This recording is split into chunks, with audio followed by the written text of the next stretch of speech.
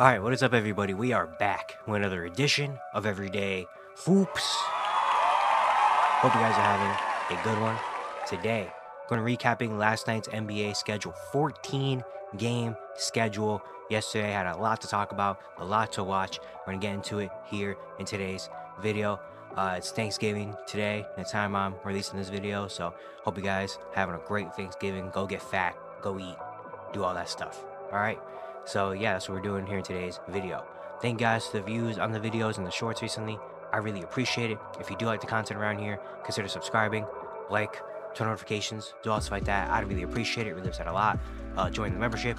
If you want to learn more about the membership, there's a video on my channel explaining all of it. You can go back and watch that. Links to my Twitters, all that stuff down description below. And yeah, don't waste any more of your time. Let's get right into it. So we're just gonna be going around the league. Usually I do like a really in-depth kind of like analysis of every game. There's so many games. I was like, you know what? We're not gonna go fully in depth on every game, but I'm gonna talk about at least every single game, one way or another. So we'll go in order. We'll start with the Clippers and Wizards. This is one of those games that's like I'm not really gonna talk about a whole lot. Besides James Harden, James Harden absolutely dominated this game. 43, 4 and 7, shot 13 for 22, 7 for 11 from three. The Clippers won by 25. James Harden shot an amazing performance. He's been slumping this season in terms of his shooting percentages and stuff. He's been playing solid, playing like James Harden, managing the game, being point guard, all the stuff like that. But shooting wise, he wasn't being super efficient, and he kind of broke out of it. Had a little bit of a gimme game against Washington, and he went out and balled out. I mean, he gave you what, 23 in the first. He gave you 31 in the first half. I mean, he was just on it from the jump, from the get-go. He was doing his thing. Zubac also had a good game of 18 and 16, and the Clippers got the win. The Wizards, they've lost, let's see, what? I think 13 in a row now, 2 and 15. Yeah, they're really bad. We know this, they're really bad, but man, this might be a generationally bad team, honestly, this year. Like the way it's going, man, they might win 9 games this year. I don't know. But yeah, James Harden dominating this performance. They come out, they get the W. First W of the day. Bulls and Magic are another game that's like not really much to talk about. The Magic dominated this game from the get-go. They put up 38 points in the first quarter. They put up 73 points in the first half, and they cruised to a win over Chicago. Jalen Suggs gave you 31, shot 4 for 9 from three. KCP hit 6 3-pointers, so maybe this is the KCP breakout game that he needed. Franz with a cool 21. Mo Wagner at 15 off the bench. Yeah, it was just a dominant performance from Orlando. Elite defensive game from them. Offensively, it was really going. The Bulls' defense just couldn't do anything. We could not do anything to this Orlando Magic team. They did whatever they wanted. I would assume I had a good game, though. Gave you 21 points. Vooch had 19 and 11. THT gave you 20 off the bench in 13 minutes. But besides that, Orlando just shot the lights out. She shot 51% from the field. Only missed 2 free throws. Yeah, Orlando just absolutely blew Chicago out in this game. All right, now we're going to an actually competitive game. Portland and Indiana. Indiana ends up winning this one 121 to 114. Portland had a really good first half. Anthony Simons gave you 12, Sharp gave you 11, Ayton gave you 10, Scoot had 10. The Pacers' offense was kind of, on and off. Then we get to the third quarter. Indiana pulls away a little bit in the third, outscoring them 36 to 25 to shoot 58% from the field in that quarter. Ben Mathurin gave you 9. Tyrese hit 2 threes. Pascal hit a 3. And for Portland, it was really Anthony Simons was the offense. Anthony Simons had 16. No one else can really do much. Then we get to the fourth quarter, and Halliburton takes over this fourth quarter, puts up 12 points in the fourth, hits 2 3-pointers. Pascal also had 9 points in the quarter, and Indiana ends up getting a W. They had 3 players score 20 more points. Pascal gave you 29. Tyrese had 28, 7, and 10. Benny Mathurin had 24 and 10. And that's, Halliburton, the last couple games been good. He had that 34-point, 13 assist game the other day against New Orleans. Drops 28, 7, and 10 today. Maybe this is not, only at home as well. At home he plays so much different than on the road for some reason. But as long as they're at home, at least if they can win games like that, that'd be cool. They're 9 and 10. They're almost back at 500. It's just been a very inconsistent season for the Indiana Pacers this year. But maybe they're finally starting to find a little bit of consistency with a couple easy wins here and there. For Portland, Anthony Simons gave you 30, hit 6 3-pointers. Sharp had 17, 16, 5, and 7 for Danny, 16 and 12 for DeAndre Ayton. Scoot had a really good game, 17 and 9 off the bench. He had 3 3-pointers. So yeah, it's just tough that no Donovan Clingan for a couple games due to an injury. Um, and yeah, I mean he changes a lot of this team defensively. He's just an anchor already, and he changes so much. Without him, there's a you know visible drop off in the defense because DeAndre Ayton is not. He's a decent defender, I guess, but he's not what Donovan Clingan is on the defensive end. And then the second half, the shooting for Portland was just tough. Besides Simons, really, no one else could really get anything going offensively. And yeah, so Indiana ends up getting a W there. Next, we're gonna go to Miami, Charlotte. A little bit of an interesting game. Miami was in control of this game for most of it, but then the fourth quarter came around and Charlotte put up 36. LaMelo gave you 17 in the fourth quarter, like he does. Brandon Miller had two threes. Tejan Salong hit a huge 3-pointer in the corner. Charlotte took the lead, but then Tyler Hero comes down, hits a cold 3-pointer. He had 12 in the fourth, and then yeah, Charlotte missed some free throws at the end. Miami ends up winning. They go back to 500 at 8-8. Charlotte is 6-12. Tyler Hero gave you 27, 8, and 5. Duncan gave you 22. He had 6 threes. Bam had 10 rebounds, 10 assists. Only 25 minutes for Jimmy, 6 points. He was very bad out there on the court. Like it didn't seem like he was Jimmy Butler. It felt like he was someone else on that court because he just could not get a rhythm going. Good thing they had Tyler Hero and Duncan Robinson because without them, man, you know, it would have been bad.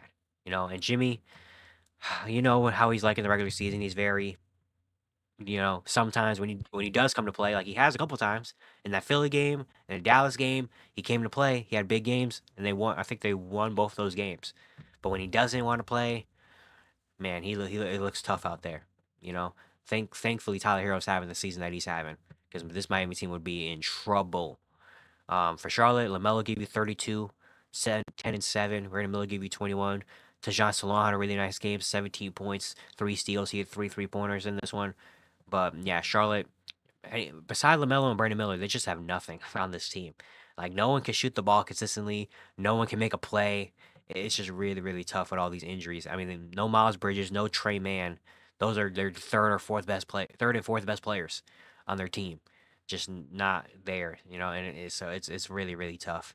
Hey, yeah, it was an ugly win, almost a really bad. That would have been a really bad loss for Miami if they would have lost that game. That would have been really, really bad. But they ended up getting that W, go back to 500. Next, a very surprising game: Atlanta and Cleveland. Atlanta takes out Cleveland, 135 to 124. They had a high scoring game in this one. Second half, they put up 74 points to Cleveland's 60 points. They shot 60% from the field in the second half of this game. It was really Zachary Versace, DeAndre Hunter. DeAndre Hunter gave you 17 points. In the second half, he had 4 from 3. Zachary Versace had a big third quarter. He had 13 in the quarter, shot 5 for 5. And then Trey Young, 14 assists in the second half. He finishes with 20 points and 22 assists. Amazing game. Jalen Johnson gave you 22, 9, and 7. They had 7 players scoring double figures. Like, the only people that didn't score in double figures that played was Clint Capella, who only played 18 minutes and had 2 points. And then Kobe Buffkin had 9. Like, they were just on it offensively. I mean, they shot 47% from the field, 47% from 3. They were on fire in this game. Like, you couldn't really do anything to them. They just were making shot after shot after shot after shot. Cleveland couldn't get any consistent stops. Donovan gave you 30. Good game from Evan Mobley, 22, 15, 22, 12, 5, 4, and 3 for Mobley, 19 for Garland, 17 and 10 for Jared Allen. The bench was okay. Just the defense, they couldn't get any stops. The 3-pointers feel like were very inconsistent. They just couldn't really hit any timely threes when they needed to.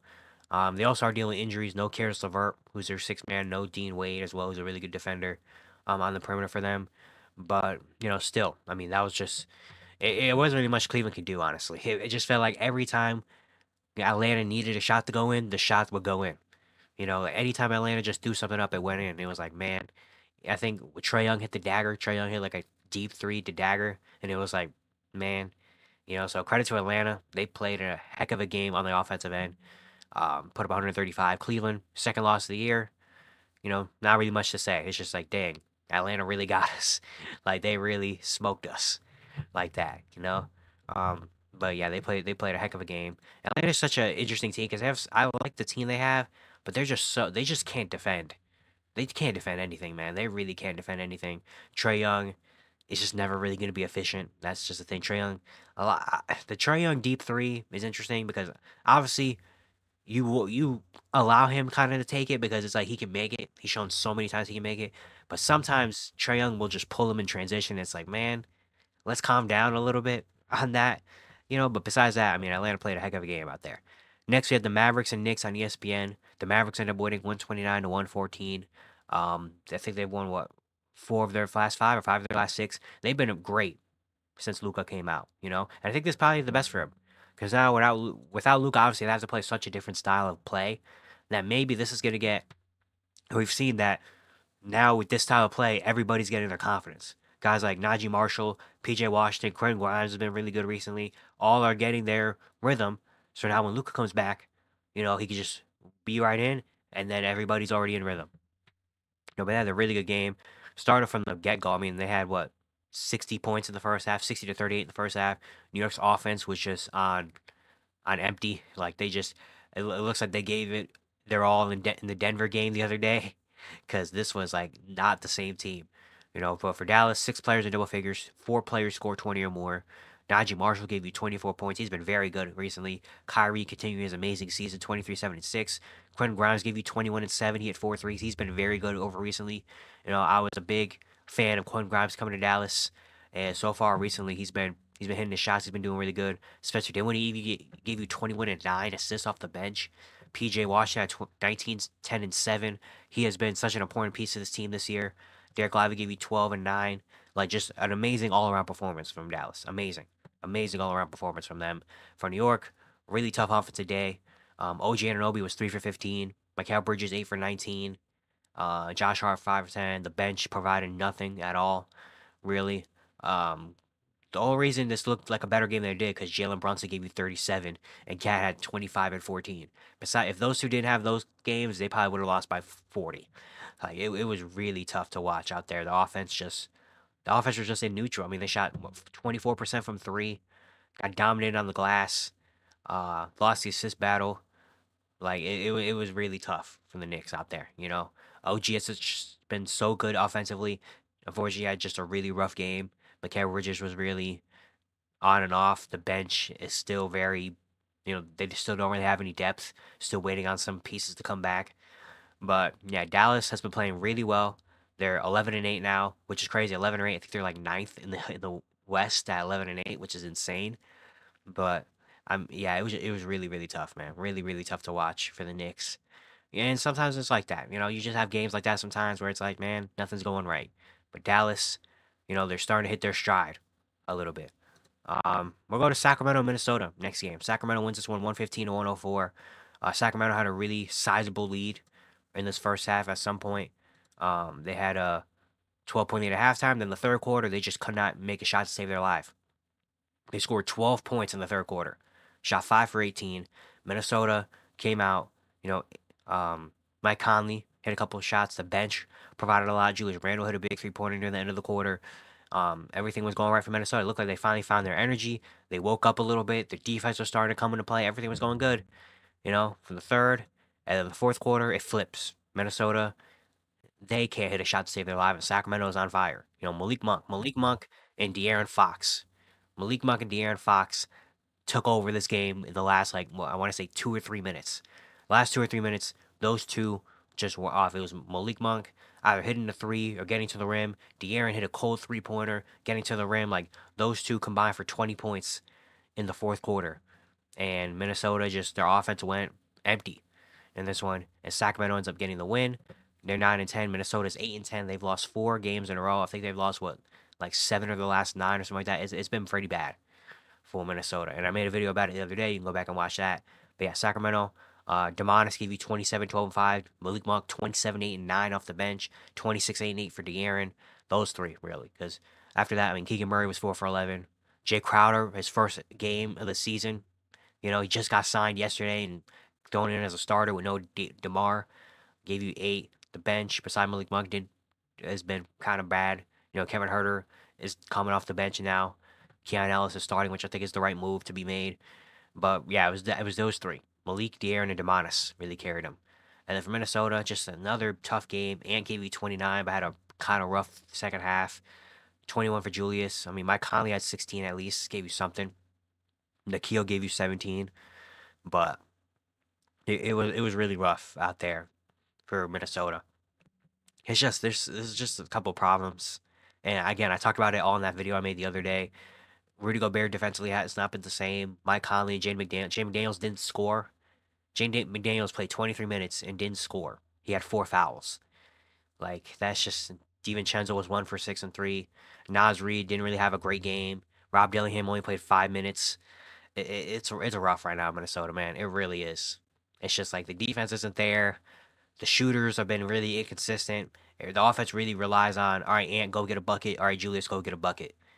And it's like, yeah, sometimes it works, but it's like that's not what you have to. That should be what you have to rely on when you're a team like this. When you have guys like, we have this roster. It's just it's really really tough out there for Minnesota. It's been a rough watch.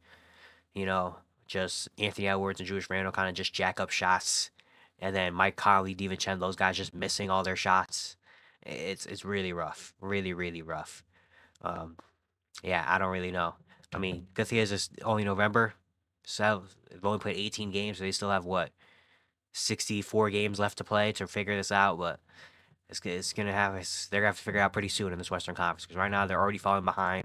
They're what 12th in the Western Conference right now. It's pretty bad for Minnesota. But shout out to Sacramento, shout out to Malik Monk and De'Aaron Fox for getting the dub. Next, go to Toronto, New Orleans. This one was wild.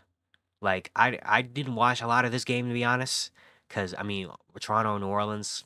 Why would I want to watch that game in depth? But man, like I saw the score in the third quarter and I was like, wait, I'm sorry, what? Like Toronto's up how much on this team? So I had to go back and see some stuff. Man, you know, Toronto wins by a lot. They just were on fire the entire game. I mean, Ochai Baji gave you 24 points, 6 rebounds, 6 for 7 from 3. Really good defensively. He had a great game. Jamison Battle hit 6 threes and had 24 points off the bench. That says it all in this game. Jamison Battle gave you 24 points, man. RJ had a really nice game, 22, 8, and 11. Scotty gave you 17, 12, and 7, even though he didn't have a great shooting night. He was doing everything else. Yeah, I mean, they shot 49% from the field. The Raptors shot 40% from 3. The Raptors shot 40% from 3. They hit 21 threes in this game. Yeah, they won. They dominated every battle. In New Orleans, it was a sad performance. DeJounte Murray returned. He shot 5 for 17. No BI in this game. No Trey Murphy either. Uh, it was really bad, man. Really, really bad. They shot 38% from the field, 31% from 3.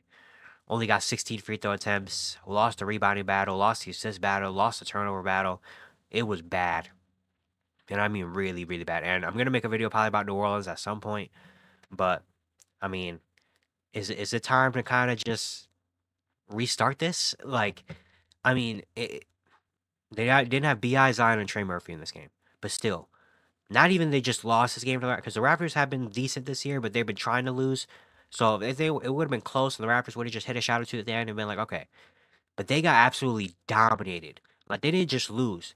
They got smacked by the Raptors. Like, that shouldn't happen at all. Even with this lineup of DeJounte, like, no way they should get smacked by this team, like, in the fashion that they did. Like, that is embarrassing. That's just really, really embarrassing. Honestly, that's super embarrassing. Shout out to the Raptors, but I mean, even Joey Walter gave you 14, 11, and 5. Like, yeah, that was something. Oh, I forgot to talk about Houston and Philly. Houston and Philly, this was a wild game. Houston had a pretty sizable lead early in this first half, and it looked like Houston was just going to run away with this game. But the Tyrese Maxey and Guerschon Yabusele said, nah, we're not doing that. And they had really good second halves. Just crazy sequences to end the game. Jalen Green hitting some shots. Fred VanVleet hitting some shots. Tyrese Maxey got fouled on a three-pointer by Dillon Brooks, Dillon Brooks had a really bad night. He makes all 3 free throws. We go to overtime, and then Alperen Sengun just could not be stopped. Sengun gave you 11 points in OT. Philly could not hit shots, and the Rockets end up getting the W. Jalen Green gave you 41. He was awesome in this game. Getting to the free throw line a whole lot, hitting big threes, getting to the rim at will. He was awesome in this game. Sengun, 22, 14, and 7. Amen and Tari, the Terror Twins. Amen gave you 19 and 12 with 3 steals, 3 blocks. Tari gave you 14 and 7 with 2 blocks. Just great game. Freddie gave you 13 in this one. Just a really good game from Houston. You know, showing a lot of maturity in terms of they had a big lead early. Philly came all the way back, and they didn't falter. They stayed on course, stayed locked in, stayed good defensively, and then Alpar Shagun in overtime took over. You know, so just a really good win from Houston. They're now the second seed in the West, I think. Third or second seed in the West. They are amazing. For Philly, a really, really tough loss. I mean, when Tyrese Maxey gave you 39, 10 assists, 5 steals. Gershon gave you 22 at 4 threes. Jeremy McCain had a rough shooting night, 6 for 19. And you come all the way back and you end up losing that game because no one could guard Alperen Sengun. Like, Andre Drummond was getting the work on him, you know? It was really tough for Philly. They're 3 and 14. Again, it's tough to really give all the way up on Philly because the East is so bad on the bottom where it's like they win 3 games, they're in the play-in, you know? So it's like it's so tough to give up on them, but eventually they're gonna have to start stringing together some wins, and they haven't been able to do that yet so far. They didn't have Paul George Joel again today. It was only Maxey out there, which is, you know, of course, the normal now over there for Philly. But they're gonna have to start stringing together some wins at some point. Yesterday's win would have been a great one, a confidence booster, a comeback win against a really good team. But then you end up, you know, ends up as another loss in the column. So yeah, but Houston, a great game out there. They've been so fun to watch. So crazy to see how great this team has been so far this season. I'm gonna make a video about them at some point eventually in the future, in the near future. Next, we'll go to Detroit, Memphis. Memphis runs away with this game. The second quarter was the tell-all. I mean, they put up 37 points in the second quarter. Detroit had 18. They ran away from the rest of it with no John Morant in this one as well. And with Desmond Bane not really doing anything, they still ended up getting the win. Which is why I really love this Memphis team. Because even without their guys, like Taylor Jenkins is one of the best coaches in the league. And the Grizzlies have become one of the best teams in the league recently in terms of development. In terms of just like finding guys that fit their culture, like finding guys that fit their system and putting guys in the right position to win. Like Scottie Pippen Jr. is an actual NBA player now. Like Scottie Pippen Jr. is like Jalen Wells was the 39th overall pick. No one knew who he was coming out of Arkansas. And now he's one of the best rookies this year. Jake LaRavia is having a really good year. Jay Huff was a guy bouncing around on two-way contracts, just trying to find a home. And now he's one of the best backup bigs. Like, Santi Aldama was the 30th overall pick a couple years ago. No one knew who he was. And now he's a regular rotational player. Like, just the development team in Memphis is top tier right now. They're just finding guys and putting them in great positions, and they're all balling. Even when, on a night when you don't have John Morant, Desmond Bane has 2 points, and you still end up getting a blowout win. Like, it's just crazy, you know? Marcus Smart balled out in this one. 25 points, hit 7 threes. This is the best game I've seen Marcus Smart in a very long time, since he was in Boston still. You know? He's had a lot of injuries. He's lost his starting job. But, you know, after that game, maybe this gives him a confidence booster. Scottie Pippen Jr. gave me 19, 7, and 4. They had, 7 players score double figures. Even Jaren also didn't have a good... Jaren also was 5 for 16 from the field. And they still ended up getting a dominant win. You know, for Detroit, very tough game for them. You know, the starting lineup was bad. Pretty bad. The bench gave you... I mean, Marcus Sasser gave you 22. Von Holland had 14. But besides that, they couldn't stop. They could not stop the Grizzlies. They couldn't stop. They couldn't stop Scottie Pippen Jr., Marcus Smart, and Jake LaRavia out there. You know, and yeah, Memphis just gets a dominant win there, 12 and 7. I think they're what? I think Memphis is now like 4th or 5th in the Western Conference now too. So they are playing very good basketball over there. We'll go to Lakers next. Lakers beat the Spurs by almost 20. They had a good first half. The Spurs had a really good second half. Spurs always just kept it close, kept fighting back until the last couple of minutes. The Lakers pulled away, kind of like their last game in the in-season tournament game the other week, where the Lakers, I felt like the Lakers should have dominated that game, but San Antonio was always right there. But then the Lakers pulled it out at the end. They did that as well. They had 7 players scoring double figures. Dalton Knecht gave you 20 starting in this game. Hit 4 3-pointers. 19, 14, and 7 for AD. 16, 10, and 11 for LeBron. 17 for D'Lo. 16 for Rui. 12 for Max Christie. Just a really good game, 53% from the field, had a really good defensive performance. San Antonio was just very on and off in terms of their offense. Wemby gave you 20 and 10, 19 for Harrison Barnes, 18 for Julian Champagnie, 14 for Devin Vassell off the bench. But yeah, San Antonio was just really on and off on the offensive end. Defensively, they just couldn't really hold up. They couldn't get stops when they needed to. And LA got a really nice win. They're 11-7. They're playing decent basketball. It's a very on and off. They have a streak of games where it's like, dang, things are looking good. Then they have a streak of games where it's like, man, like their latest streak where they lost to Orlando, they lost to Phoenix the other day. I think they lost another game too. In that stretch where it was just like, man, what's going on with this team? You know. But then they're gonna have a stretch like this where it's like, all right, that was a really good win against San Antonio. They're probably gonna win their next couple games. So it's just about really finding consistency for this team. Is really the thing. They just gotta find how to be consistent at all. Next, go Denver, Utah. Denver dominates this game. Nikola Jokic put up 21 in the first half. From the second quarter on, Denver really ran away with this one. 30, 10, and 7 for Jokic. 22 for Jamal. 18 for Christian Brown. 19 for Michael Porter Jr. So, yeah, after that embarrassment to the Knicks, they come out and get a win that they're supposed to get against Utah. Jokic came out from the get-go. I think he had, 19 points in the first quarter. From the get-go, it was like, man, we're on. We're not losing this game. And then Jamal eventually started to get it going. Christian Brown started to hit some shots. MPJ started to hit some shots. And it's like, all right, now we just run away with this game. Utah, Constance give you 26, 23 for Keontae George. 16, 12, and 5 for Walker Kessler. But yeah, I mean, Micah Potter started this game, so that's all you needed to know. That's why Jokic went off, because he saw Micah Potter at that center spot and it was like, all right, give me the ball. My turn. So yeah, in Utah, it's supposed to be bad. Next, we'll go Brooklyn, Phoenix. Brooklyn gets another W, 127, 117. Back-to-back really good wins for the Nets. I mean, they came back from down, 17 on the Warriors the other day. Today, they beat a really good Phoenix Suns team. Like, that's a really nice win. Tyrese Martin. How many people out there, do you guys know who Tyrese Martin is? If you don't, know him now. He gave you 30. Hit 8 threes.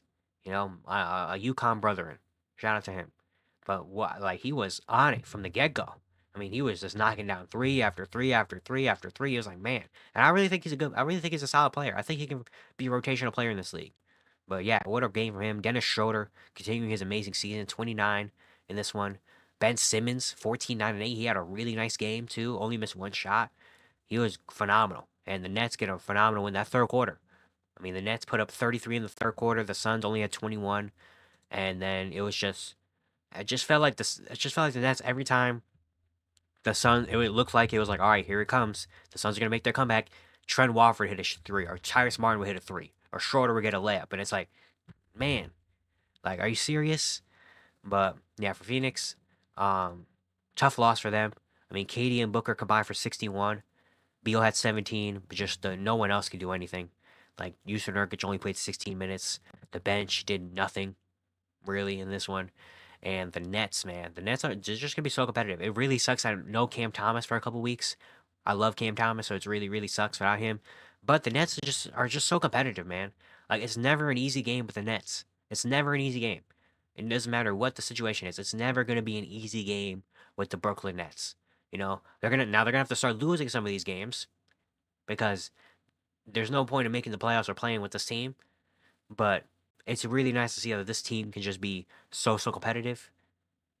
Like with this roster, like they're not an easy win. No matter who's on the court, it's never gonna be an easy win. So I love that. So shout out to the Nets. Finally, we had OKC and Golden State. This became a lot better of a game than we expected. OKC dropped 39 in the first, and it was like, all right, no Steph. Thunder are going to run through this game. But the second half, the third quarter, Warriors struck again. They put up 33 in the third. Jonathan Kuminga had 9. Pajemski hit a couple shots. Draymond hit some shots, and it was like, oh, man. Like, wow. Like, are we going to get an actual game? And we did get an actual game. It was Shea putting this game away, gave you 12 in the fourth. Isaiah Hartenstein had a really nice fourth quarter. The Warriors' offense stalled out near the end of the game, and the Thunder ended up getting the win. Shea gave you 35, 9, and 5. 17 for Isaiah Joe. 14 and 14 for Isaiah Hartenstein. 13, 6, and 7 for J-Dub. OKC sitting at number 1 in the West at 14-4. This would have been a really nice game for Steph, because top 2 seeds in the West, this would have been perfect, but unfortunately, no Steph Curry. And the Warriors just were kind of, they started off really bad, got it together at some point, but they just couldn't hold up. This team, they've been reeling a little bit. They've lost 3 games in a row, a couple bad losses, back-to-back blown leads. Blew a lead to San Antonio, blew a lead to Brooklyn, then they lose this game. Like, it's been really tough, and they're about to go on a really, really tough stretch of games as well throughout the next couple ones. So we're going to see what this Warriors team is really made of, and how good this team actually is. And I see a lot of people talking about potential trades and stuff like that, which I think they kind of have to make a trade if they really want to compete in this Western Conference, because I don't know if this team is really doing it for the entirety of the season. You know what I mean? I really don't know. So they're going to have some decisions to make and some trades, some moves to be made in this one. But OKC is really good. Just that's all you really need to know. OKC is really good. Doing this without Chet Holmgren as well, which if Chet Holmgren was on this team, it would have been so fire to watch. But I'm fine with Isaiah Hartenstein giving you 14, 14, and 3. I'm fine with that. But yeah, OKC is just another monster. You know what I mean? And yeah, it's gonna be it for today. Hope you guys enjoyed. Once again, if you do like the content around here, consider subscribing, like, turn notifications, do all stuff like that. I'd really appreciate it. Really upset a lot. Have a happy Thanksgiving, and I'll see y'all tomorrow.